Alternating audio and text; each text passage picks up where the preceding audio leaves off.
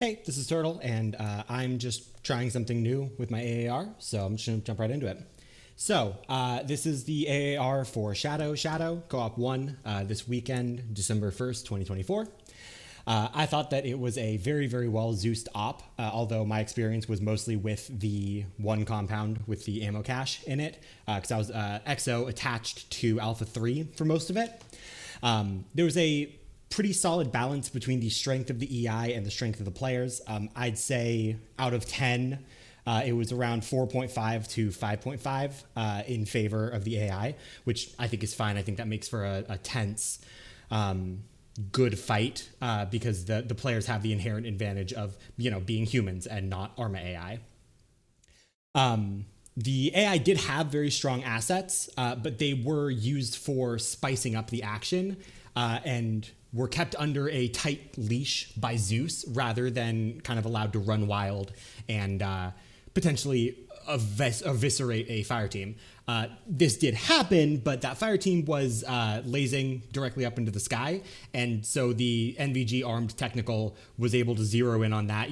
It seems fair. It wasn't. We weren't just getting obliterated out of nowhere. The assets were used a little bit more. I don't know. They were used like tools that a DM would use to enhance the experience rather than used to punish players for existing, kind of thing, is at least how it felt to me. Design-wise, I thought it was pretty solid. I'm a big fan of an urban trunk, a series of urban terrain. In this case, it was the town on the coast that 1 and 2 fought through. And then that leads into a couple of scattered hardpoints. It gives a good mix of urban fighting, which is very, very fun as infantry, in my opinion, and hardpoint assaults, which can let the tactical side of things shine a little bit. It can give Platoon a little bit more wiggle room to try unique things. And it can also just allow for a fire team to excel in that kind of tactical way. They can show quick response to something, or they can move, prioritize objectives in a different way, or fill a gap in the chain of command if platoon goes down, something like that. Whereas urban terrain is a little bit more like a technical show off, where a fire team is just doing good old urban clearing, which is extremely hard. And so everyone's just kind of doing this extremely hard thing. And then, it opening up and letting some maneuver into the mix kind of lets some other sides of leadership, of players, of not just like platoon, but XO, fire team leads. If we're doing sections, it can be section lead, or it can be the 2IC of the section. Just, let's those shine a little bit more. I like the intel stuff conceptually, but in practice, I think it fell a little bit flat. Especially the follow the yellow brick road thing, which I really like. I like wordplay, and I think it's cool to have to indicate that the objective is trapped. I think trapping objectives in and of itself is very cool, very fun. But having a way to know what is and is where the traps are and a way around those traps, very cool. Conceptually, I really, really like the idea. The reason I think that it fell a bit flat in practice is because of how intel works in Arma specifically. So the intel piece, in my experience, I'm not an expert, by the way, but I feel like that is a useful perspective because I don't make a ton of missions. I don't Zeus a ton of missions. I've played for a couple of years, but I don't think I'm anything more than a middling fire team lead, a middling platoon lead, and maybe a slightly above average rifleman, in all the specialty roles that riflemen get. So the problem with intel is, to my experience, or to my understanding, it can be in... First off, the intel itself, the text, can be in one of 2 or 3 submenus. It can be on the map. I think it's a map interact or a map self interact. I think you can get to it if you just straight up self interact if it's done a certain way.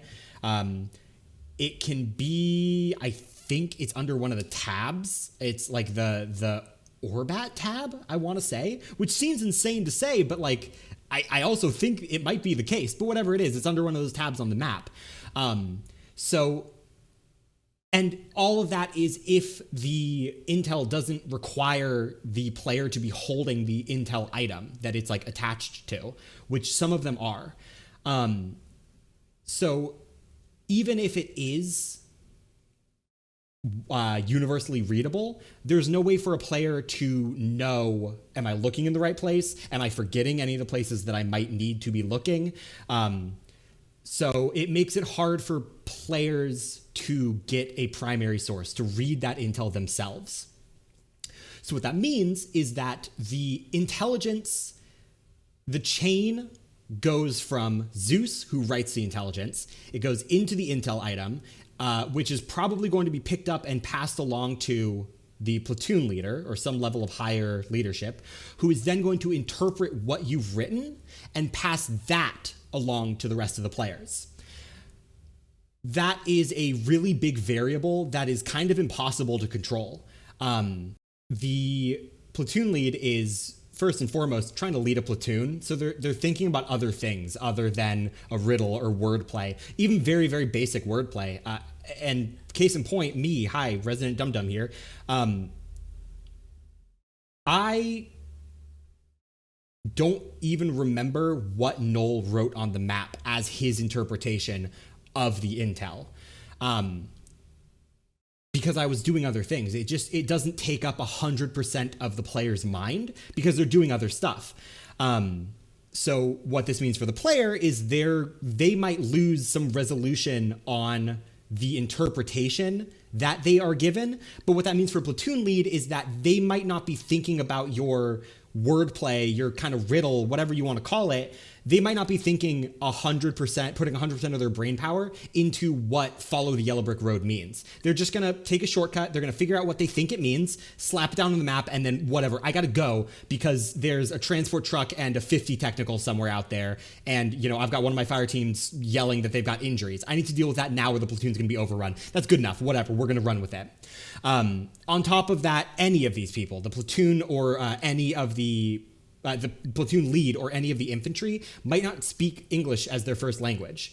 So Intel is asking them to interpret, especially Intel in this specific case that isn't just straight up telling you, go here and do thing. They also have to interpret what the Intel is trying to tell them in a foreign language. Archon is all pretty solid at speaking English, but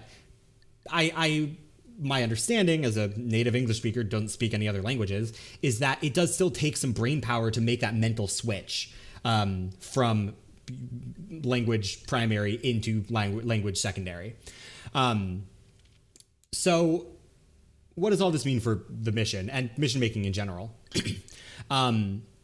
Well, removing that ambiguity, I think, is a good thing. But it comes at the cost of making your op a little bit less unique. And I'm not going to sit here and pretend that that is a binary black and white choice. I don't know if this op would be better with or like if Mission Maker or Future Maintainer remove the yellow brick road thing. I don't know if a mission is better or worse if a Mission Maker decides to put in something ambiguous or something direct.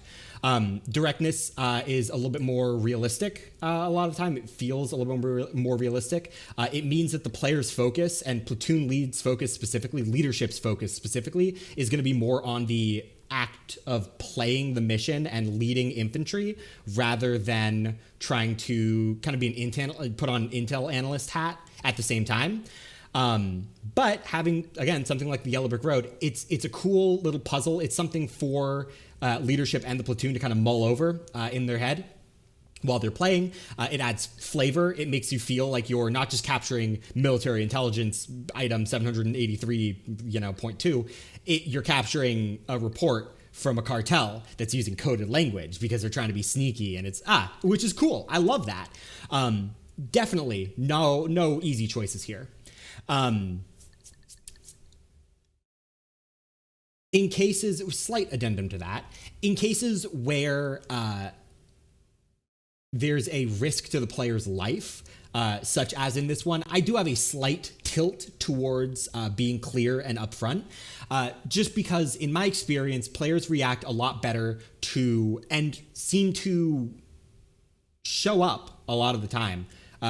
People are there to play as the unit that is going on the assault, the tip of the spear, the ones who are running into a hopeless situation, and they're there they stabilize everything, they pull it all back together from the brink, and not the one that lost 30% of its force because they stepped on AP mines because military intelligence gave us bad intel. They didn't they misinterpreted what the translator told us that the note anyway, so that's why that's why Private Blue has to go back stateside with half her leg blown off. Sorry, fire team's down one person for the foreseeable future. Matt,